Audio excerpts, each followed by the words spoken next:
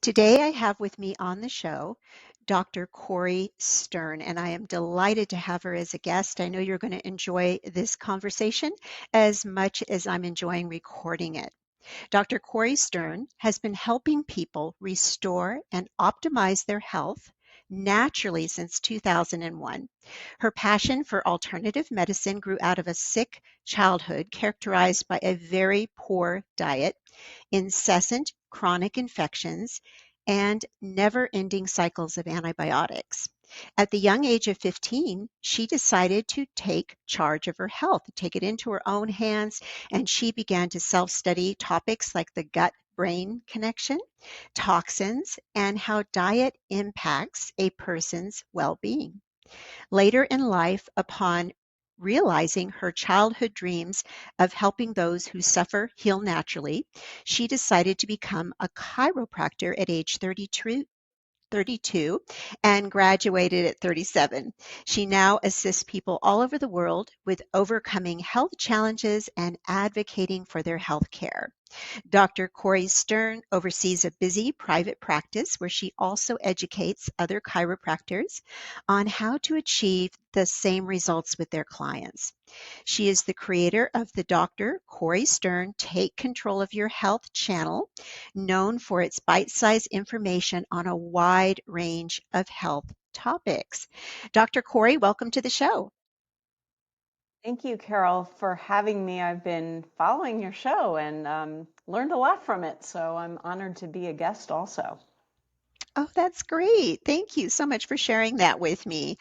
I was sharing with you before we started recording on how intrigued I was with your childhood story. I definitely related to the rounds of antibiotics.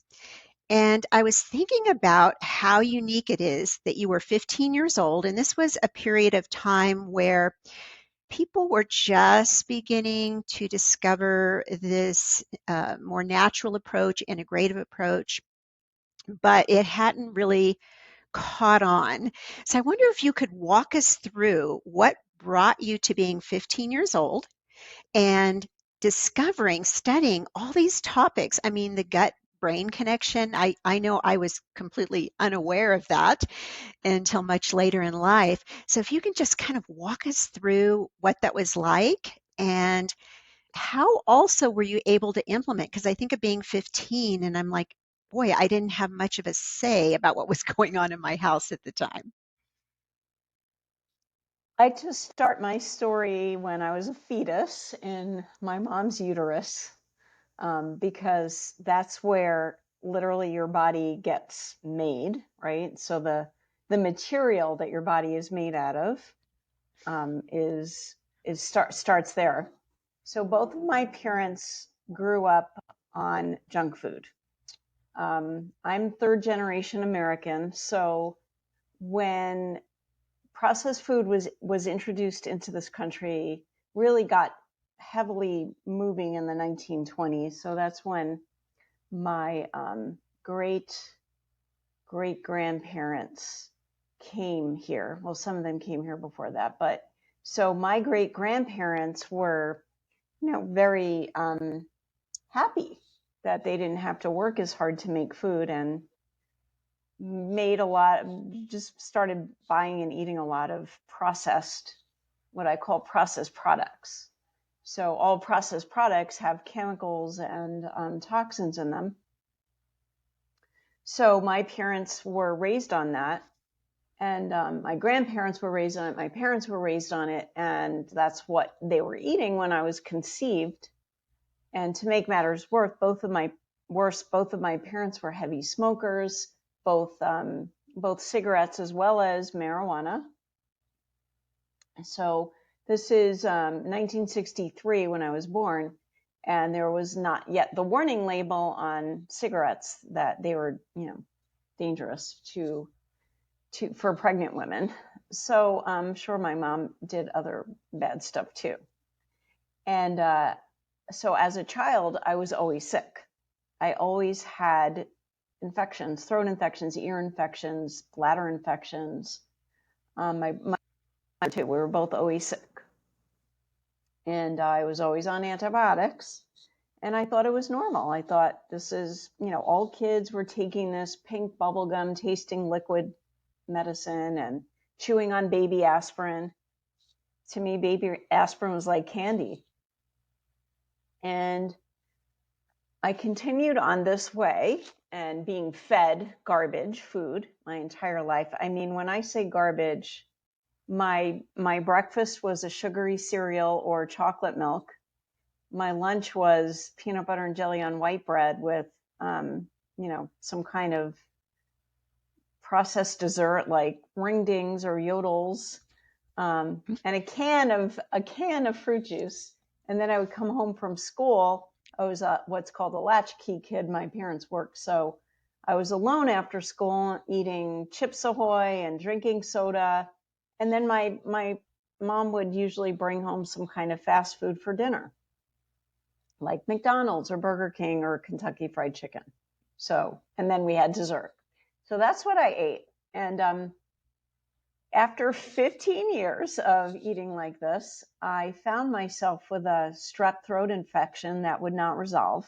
I kept getting put on one antibiotic after another, and nothing was helping me. And it was summertime, so I was not able to hang out with my friends during the summer because I really didn't feel well. And I started getting angry. And I had this realization that medical doctors don't actually know how to help to restore health. And I needed to figure it out for myself. So I was always an avid reader, and I just started to do research. And this is in the mid-70s where there was no internet. So research meant reading books, going to the library, things like that. Well, all the things I read, the one thing that actually astonished me was in this magazine called Prevention. It was the only alternative health magazine around at the time. It's still in print today. I had a patient walk in with a copy of it the other day. And in that magazine, I read an article that talked about how nutrition impacts your health. And that was a completely foreign concept to me. Nobody ever talked to me about that. I don't think my parents really knew. I didn't learn it in school. And I realized why I was sick all the time and why I couldn't get better. And I decided at that moment to change my own diet because I knew my parents wouldn't do it for me. So I was fortunate to be working as a babysitter. I lived in a high-rise building in Manhattan, and there were a lot of kids in the building, and I was the building babysitter. So I was getting a lot of work, and I was making $1 an hour, which was decent money back in the mid-70s.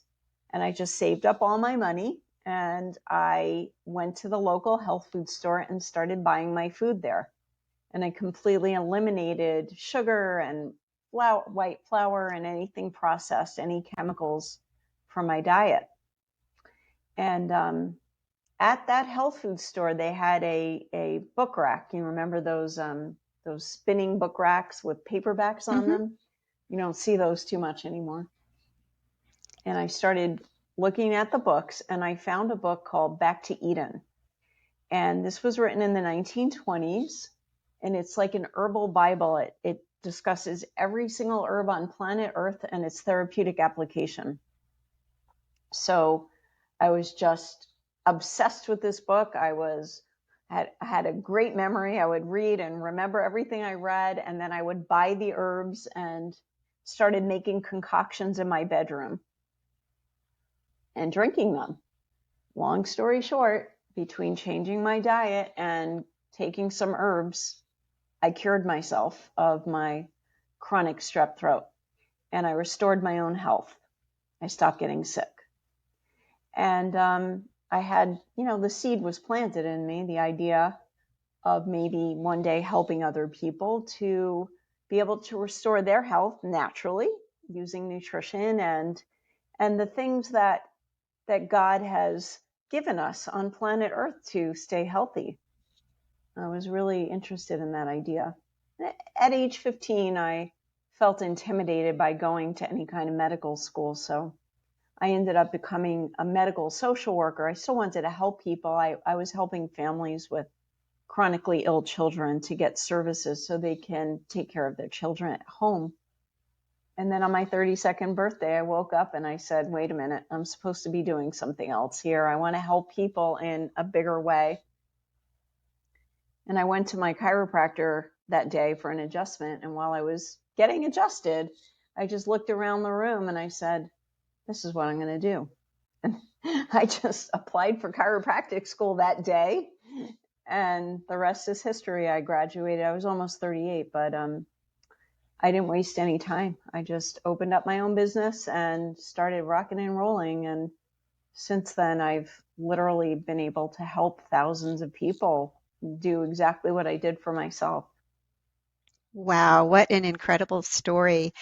I was just really struck with you being only 15 years old because I know I didn't have the awareness at that time to take my health into my own hands. And I think even as women, we weren't encouraged to do that as young girls, to really take things into our own hands. And even the career path, you mentioning how, that you were intimidated at first with going to medical school, because I know I felt the same way. It just wasn't something women were pursuing at that time. So I'm really, really impressed with what you've been able to do helping people.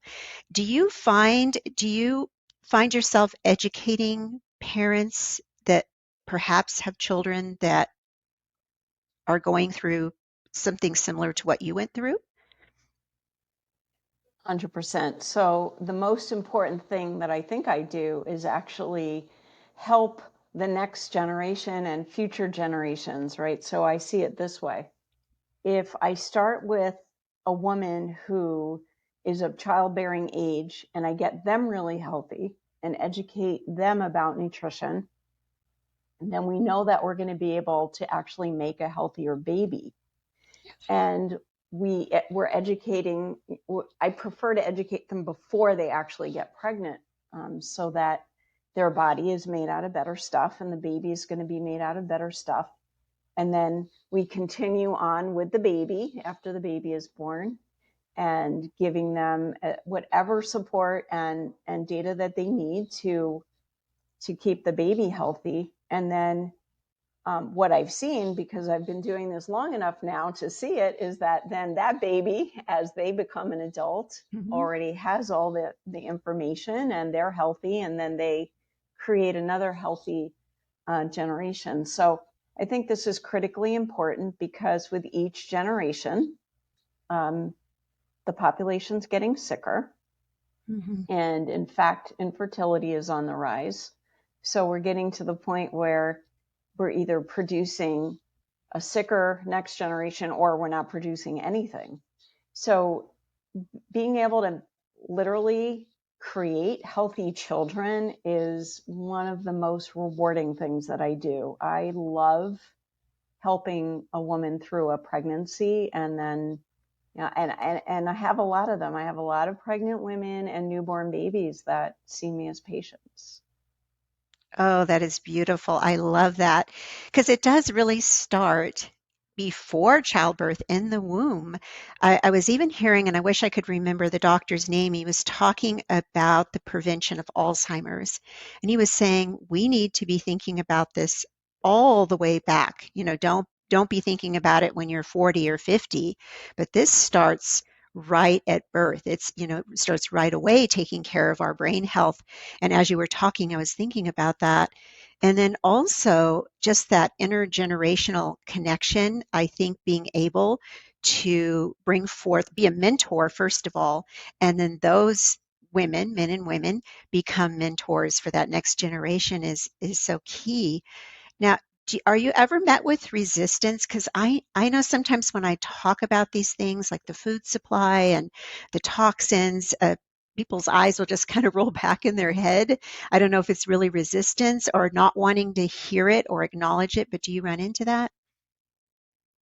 Yeah, so I actually, part of my educating other practitioners to be able to do what I do is teaching them how to, we call it manage nutrition patients. So there's two keys. One is that you want to do everything on what I call a gradient. You can't ask people to change too much at once. So, for example, let's say you're addicted to, I don't know, Pepsi, right? And we want to help the person to stop drinking the Pepsi because we know the Pepsi is bad for them. The first starting point is making sure that the person addicted to it, whether it's Pepsi or any other food, actually knows that it's bad for them. So we don't make an assumption that people have any information or any knowledge. So the conversation starts with, I see that you drink a lot of Pepsi. Do you know that it's bad for you? If they say yes, then you make sure they understand why it's bad. Did you know that sugar is really bad? It's inflammatory. It actually interferes with your ability to absorb minerals. It feeds pathogens in your body like parasites and yeasts and fungus and bacteria and viruses. So you're getting a lot of sugar by drinking this Pepsi, and we're going to want you to cut down on it. And then you cut down on it at the person's pace. So you say, okay, you're drinking 14 bottles of Pepsi a week. Do you think that next week you could try drinking no more than 7? And instead of Pepsi, I want you to try this brand of whatever soda that's sweetened with something, that's not toxic, and see if you like that. And if you do, then we can continue working on getting you off the Pepsi. So we do that with everything. We just do a very gradual, at the person's pace. It's not a race, right? This is not a quick fix. We're making lifestyle changes that we want. We want this to stick for life. So it's actually better to go slow, and then you don't want to have a crash, right? You just suddenly stop doing something that you've been doing for a long time. You're addicted to the sugar. You're addicted to the caffeine. You can't just stop it because then you'll feel terrible. So you just do it very gradually. And the same thing goes with giving people information. You don't tell them everything all at once.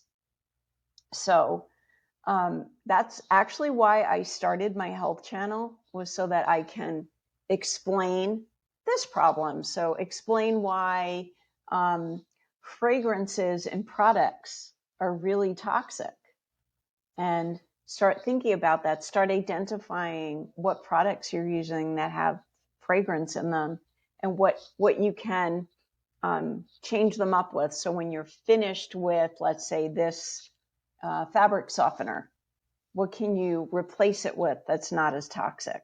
So it really is going to be a process for most people, and you just give them bite-sized pieces that they can digest, and you'll increase the ability to comply with recommendations that way.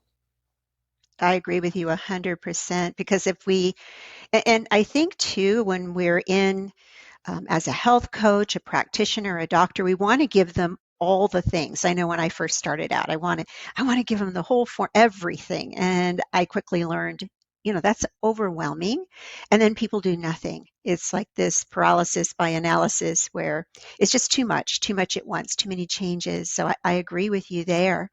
Now this idea of the toxins, and you were touching on the beauty products. I know it was overwhelming for me about 2 years ago. I thought, okay, I've got to clean up my self-care products, my beauty products, my cleaning products. And boy, once you start that, it's everywhere in your house. It was overwhelming. Even for me, it was very overwhelming. Where would you have women start in their, would it be with their beauty products? Would it be with their cleaning products? Where would you think the lowest barrier of entry would be for them? It's going to be different for different people. So some people are very, very attached to their beauty products. So I had a conversation recently with a patient who was using everything, all natural makeup except for her mascara. And I said, I sell organic cosmetics in my office. And I said, I have this really great mascara that I use that's completely non-toxic, and the black one smells like blackberries and the blue one smells like blueberries and the brown one smells like chocolate. And she's like, nope, nope, I'm not changing. So it really is going to be different for different people. A lot of women are very attached to cleaning with Clorox. They just have this feeling like they cannot get stuff clean and germ free without Clorox. And of course, Clorox is extremely toxic and it's not good for your thyroid to inhale it. If you have thyroid issues and you're using Clorox on a regular basis and you're inhaling it, you're probably doing yourself a disservice. So it's really just a matter of offering other options that the individual is comfortable with and actually likes. So I have completely non-toxic cleaning supplies in my house. It was not difficult for me to make that change because I wasn't attached to any of my toxic stuff. I just didn't feel that way about it. But if somebody does, then they have to try new things and see that they're working and that they like it. So, and it doesn't have to be everything all at once. So you can, let's say, change your foundation to something that's organic and change your, let's say, your glass cleaner to something that's non-toxic. Mm-hmm. And then when you run out of the next thing, you change that. But just keeping in mind that anything touching your body, anything you're applying on your body, anything that touches your body, like your clothes and whatever detergent you're cleaning them in, or even the fabrics themselves, anything that you're inhaling, you're absorbing it into your bloodstream. Yes, yes, that's so true. We took a trip to down south. We live in New Mexico, to Las Cruces last year. My daughter was in a competition and we rented a little hotel room. And I remember they had used these really strong, obviously bleach, Clorox, all through there they'd gone crazy with the sanitizing. And then they had this kind of old style on the wall air conditioning. And those fumes got into that air conditioning. We were both sick. We came home sick with respiratory problems that lasted a couple of weeks following just one night sleeping under those conditions. Yeah, I travel a lot. I travel around the country teaching practitioners how to do what I do. So if I walk into a hotel room and there's too much fumes, I will actually be one of those annoying guests, and I'll ask them if they can rewash the sheets in, just plain water. And I also always travel with essential oils. So if I feel like I need it, I'll anoint the room with oils that will help to deal with any of those fumes, that will clean out the air a little bit. I have a lot of different tips and tricks. I actually have a personal air purifier that you can wear around your neck that will clean the air just like around your face. So Wow. a lot of my patients need that, especially ones with a lot of seasonal allergies that suffer terribly when they step outside. So these are all the things that I help patients with, but I myself am, technically a patient, where I'm also making sure that I don't get sick from spending time in a foreign environment that is toxic. Oh, that is so good. I didn't know you could get a little filter around your neck that It's filters called out an all air the purifier. air Yeah. purifier. That is so Mm-hmm. cool. I love that. I'm learning things. In the mascara, I'm going to have to check out your mascara online because I'm not happy with my natural mascara right now. This is such good information. I want to shift over to the heavy metal toxins because that's something that when I'm working with women and I'm collecting their health information, I'm starting to see more and more of this, that they've gone through some type of exposure and then had to go through a detoxification process that was almost as harsh as the exposure and those symptoms. Are you seeing this quite a bit more frequently these days? I would say probably most humans at least in this country, are exposed to heavy metals through a variety of different sources. Now, if you've had fillings, silver fillings, mercury base fillings, then you have mercury in your body. If you're using commercial antiperspirant, you're contaminating yourself with aluminum. If you cook with aluminum cookware, same thing. And then if you just get any kind of routine inoculations at all, like the flu or the shingles vaccine or any of those things, they all have aluminum in them, and so do childhood vaccines. So most people have a variety of different metals in them, and there's metals in the water supply depending on if your filter is filtering them out or not. So the solution is to do a gentle detox, not a harsh detox. So I actually have, I made 2 videos about it, how to prepare your body for a detox, Mm-hmm. and then how to do one so you don't end up making yourself sick. Yeah, because there's a lot of ways to detox that make you feel horrible, as you said. It can be very brutal. And it's not necessary. It's not necessary to get sick while you're detoxing. I'm all about gentle and gradual. It's not a race.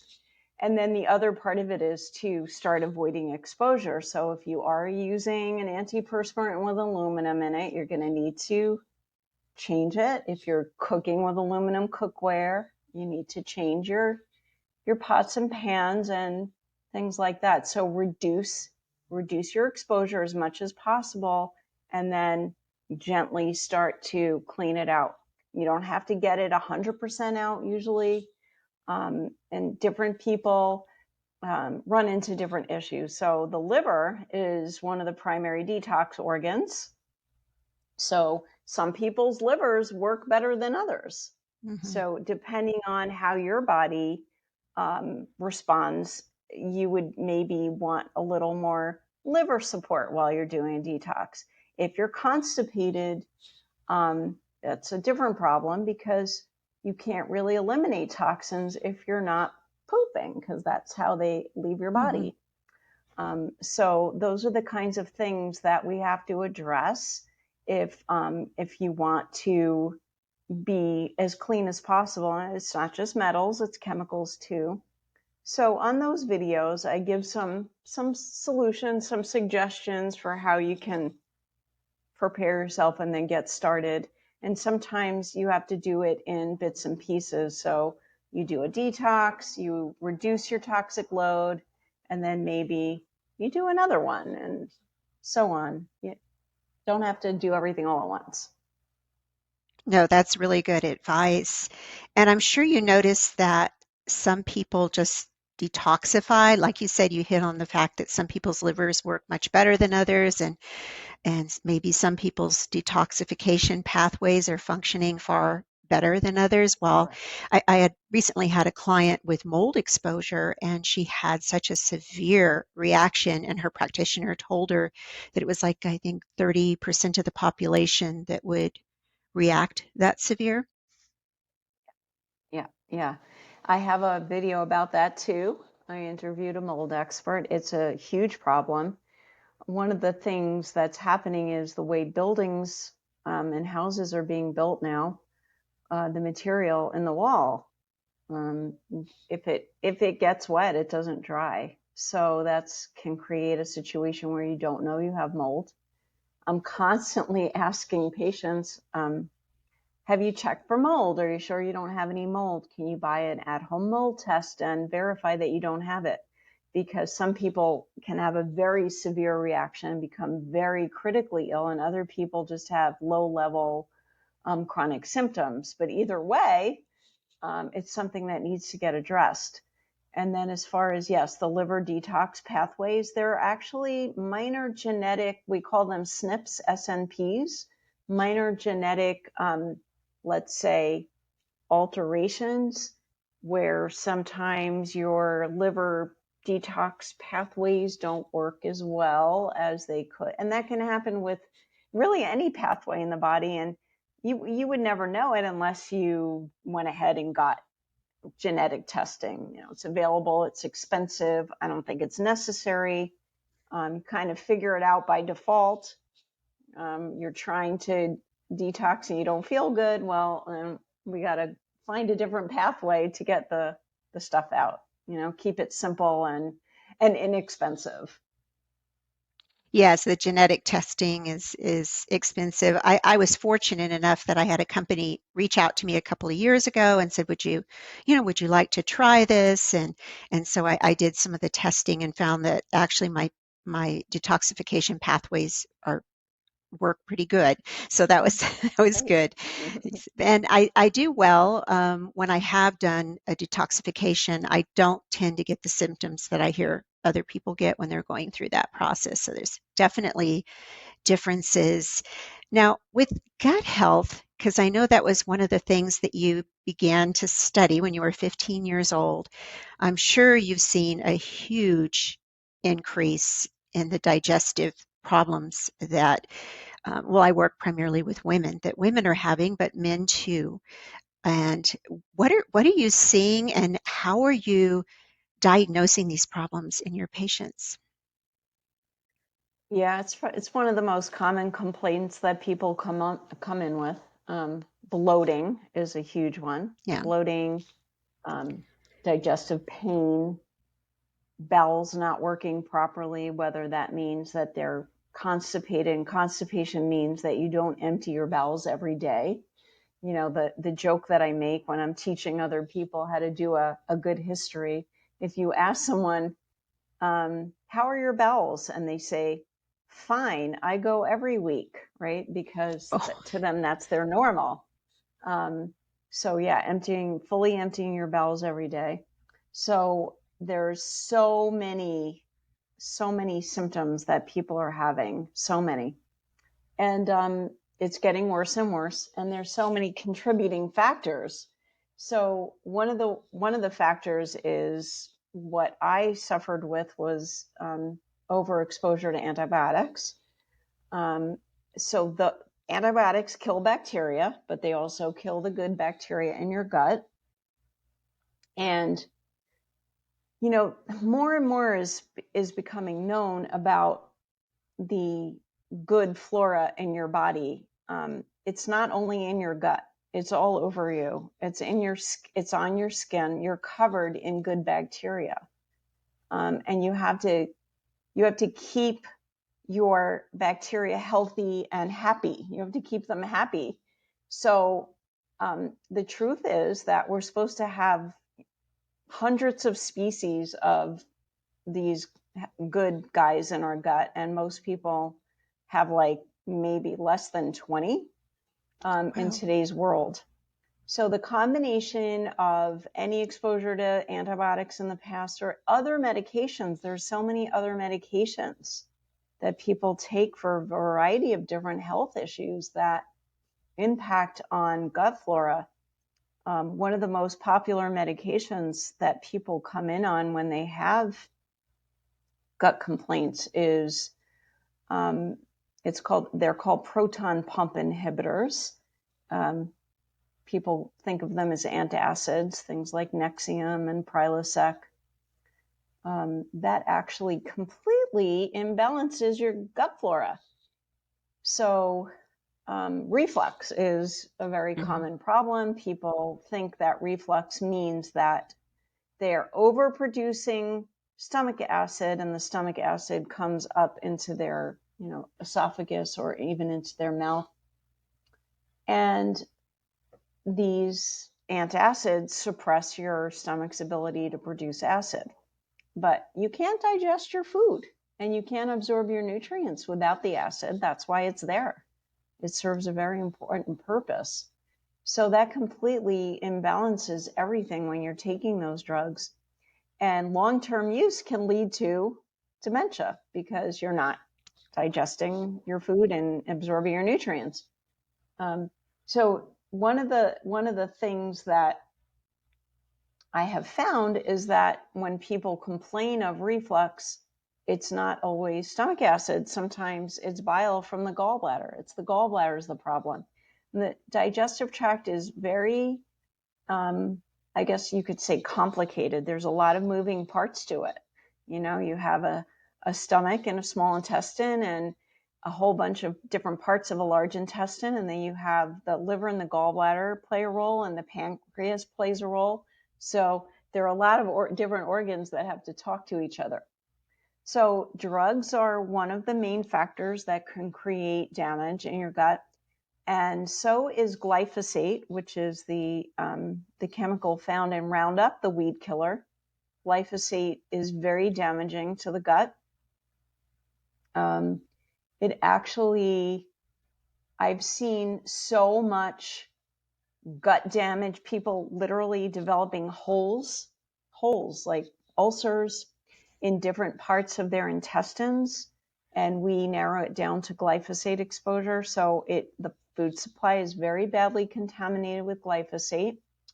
A really good resource, by the way, to find glyphosate-free products is a website called detoxproject.org.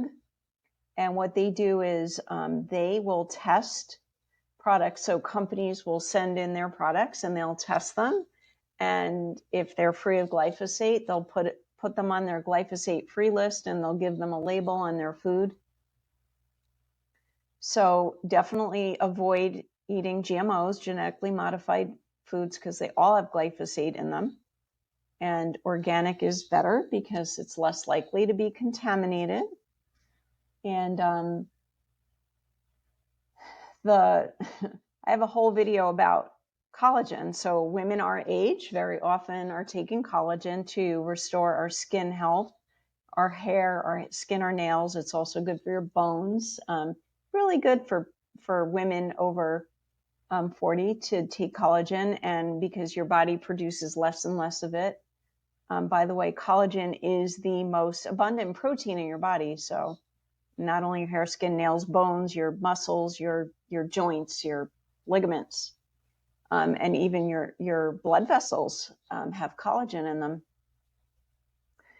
The problem is that most collagen in the United States is contaminated with glyphosate.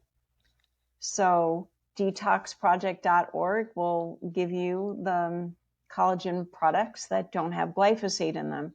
So these are all the things that we educate people about. And then gut health can also be affected by things like thyroid.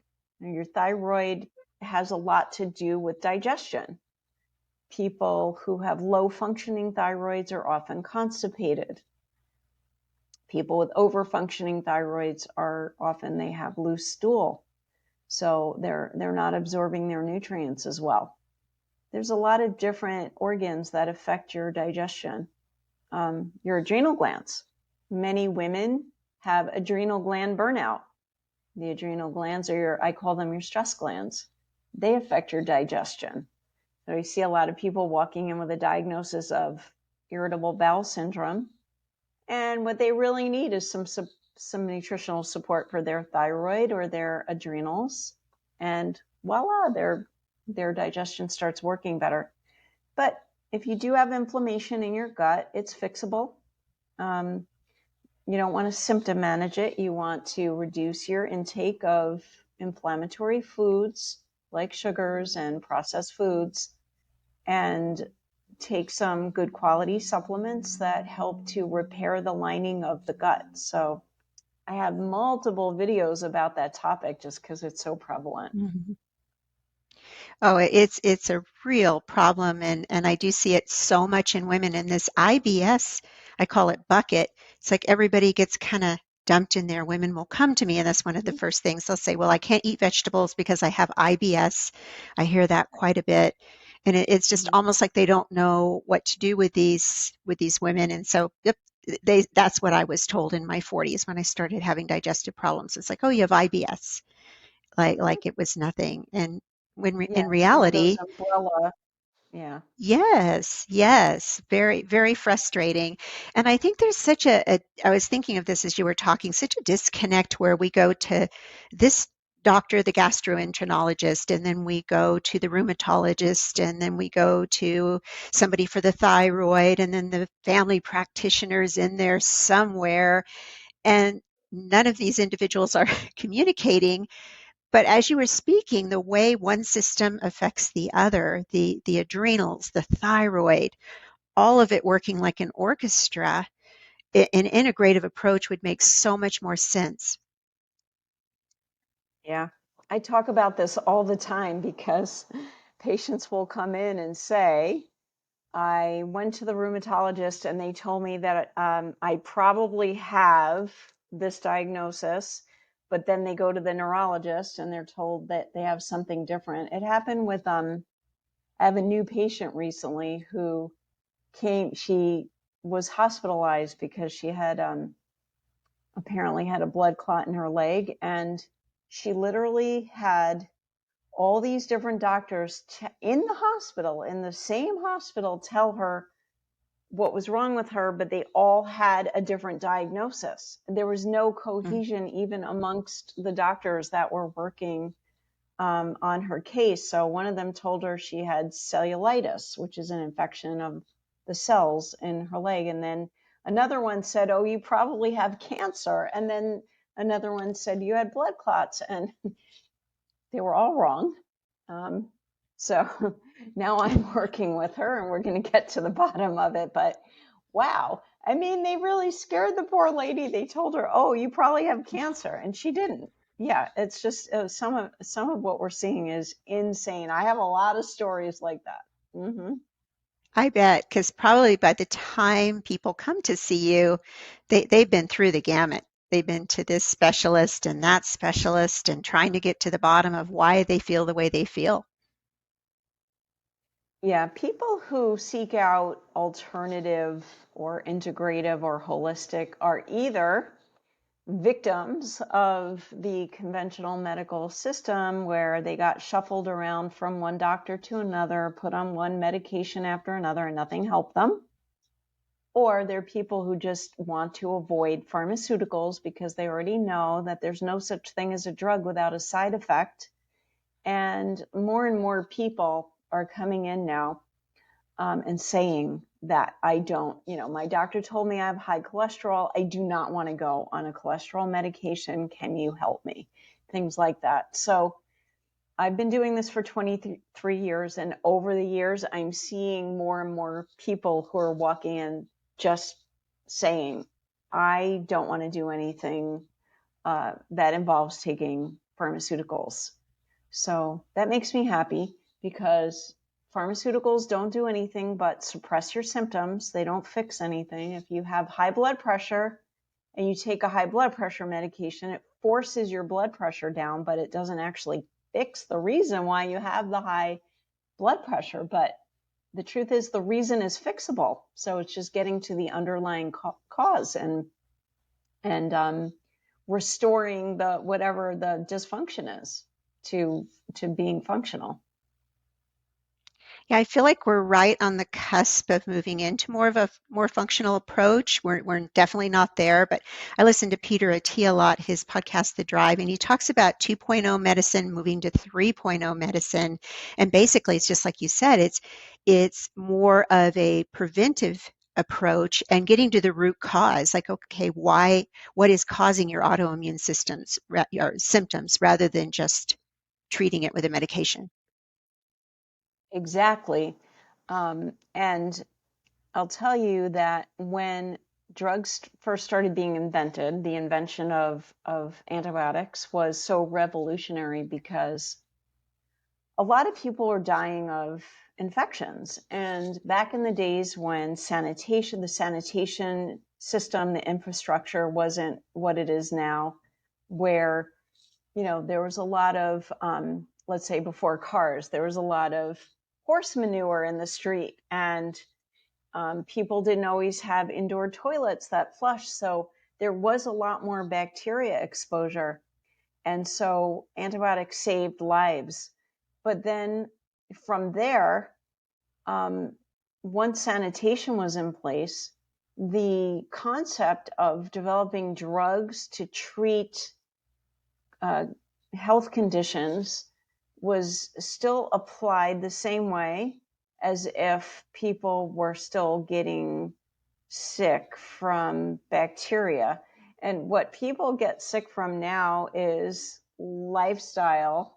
People get sick from eating bad foods. People get sick from nutritional deficiencies. People get sick from toxic exposure. And drugs can't fix any of that. There are solutions that are not difficult, but drugs are not the solution. So for any ailment, any symptom, any diagnosis, there is a natural solution. You just have to be willing to do the work, make the changes, have patience, because it doesn't happen overnight. When you take a drug, you very often will feel something immediately. You'll feel a change. If you have a headache and you take Advil, you almost immediately feel improvement in the headache. It doesn't work that way when you do it naturally.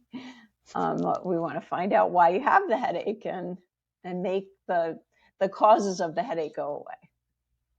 It is, it's work, and I think that's the appeal of a medication. I remember being diagnosed with RA several years ago and thinking, oh, good, we finally got to the bottom of why I feel this way. Okay, there'll be a there'll be a medication for me.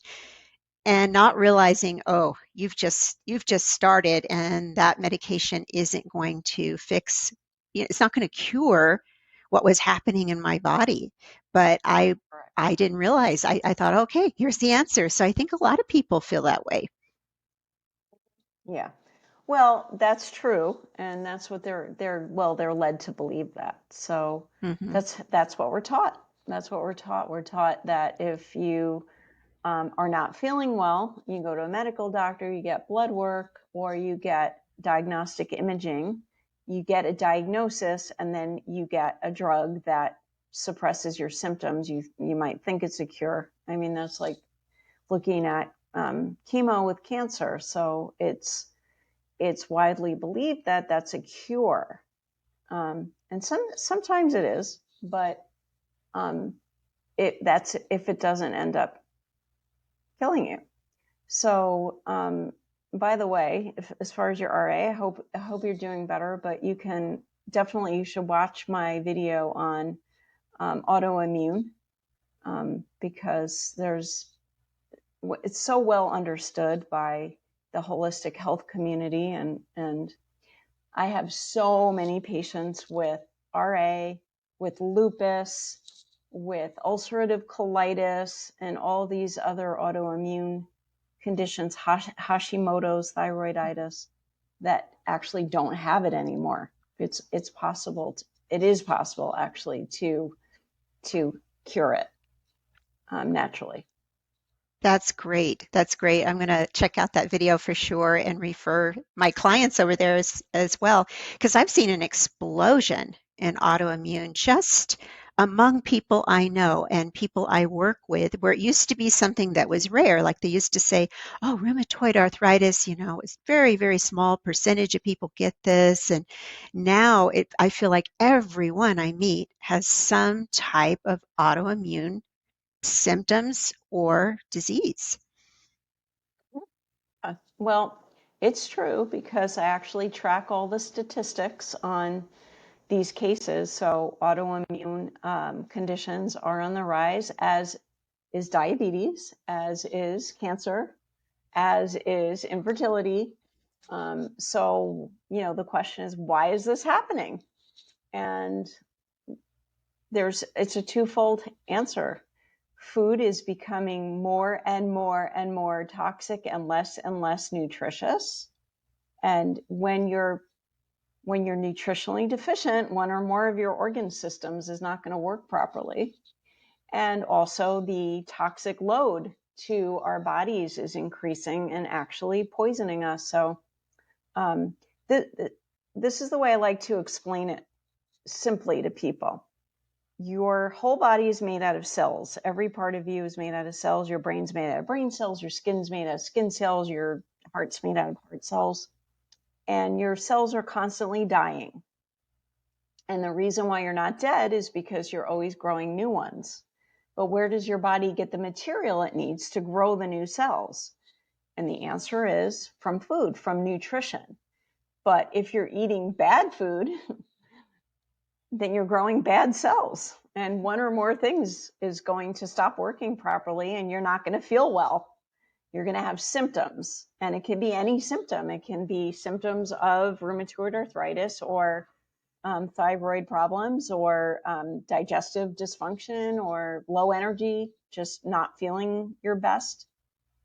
So the solution is to correct the nutritional deficiencies that most of us have and grow some healthy new cells. Again, this is a process, right? So cellular turnover takes a while, but that's how you truly restore health.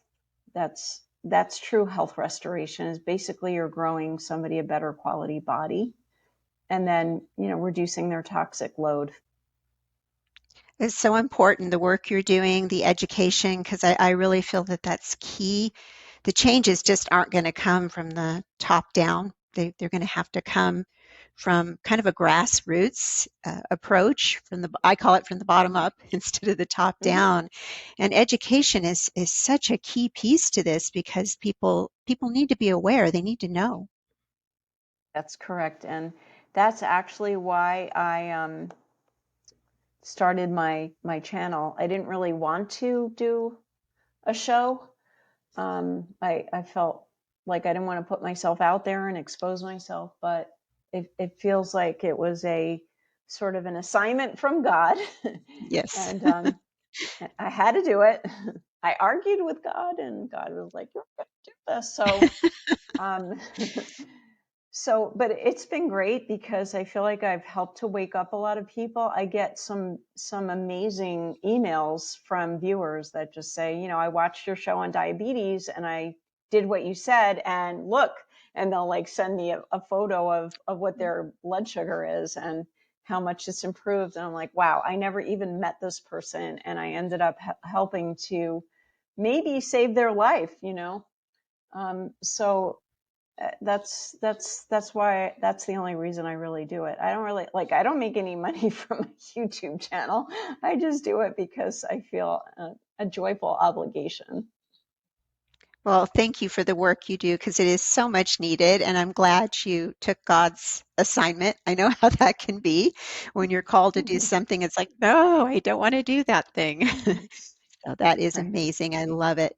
I want to be respectful of your time, Dr. Cori. Oh, before we wrap up, was there anything I didn't touch on or cover that you would want the listener to know? I have on my website, I have a free download called Everyday Things You Never Knew Were Toxic. So it's a list of things that you would not believe you're poisoning yourself with, and I give solutions for each thing, like replace this with this.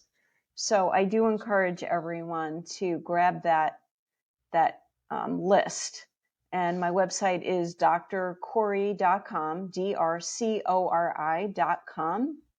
And then you just click on free gift, and then the YouTube channel, I take requests. So I have so many health topics that are covered there. But if there's something that you specifically would like me to do a video on, just let me know. People can reach me at questions@drcori.com, or you can comment on the videos and I respond. I read everything. And lastly, if you are interested in a virtual health consultation, I mean, if you're in New York, come and see me. But if you're not, I'm happy to try to help you figure out what's going on in your body and what your body needs to fix it. Oh, thank you so much, Dr. Cori. I'm going to put all of this in the show notes so that the listeners can connect with you and grab that free resource, which I'm going to grab that free resource once we're done recording. That sounds so good. Thank you so much for taking time. I know you've been really busy, and I appreciate you coming on the show. Thank you so much for having me. And to our listeners, wherever you are in the world, we wish you every blessing. Bye bye.